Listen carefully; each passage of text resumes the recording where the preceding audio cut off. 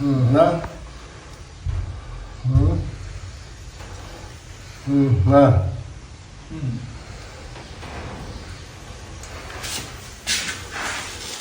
nè nè thông nha lâu hơn đó mà về nha nè nè mà mẹ thì ra là cài chở nè cài chở đây bạn ơi thành thích đi vô mấy nè thông đây bạn ơi ta Vinh Dan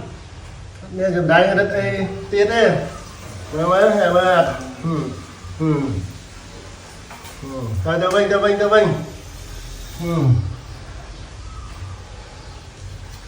ta Vinh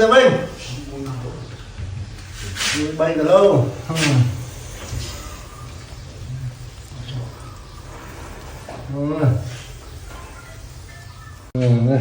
đây nó cả lâu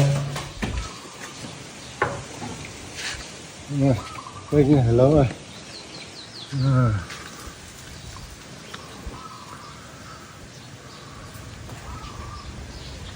cháo nè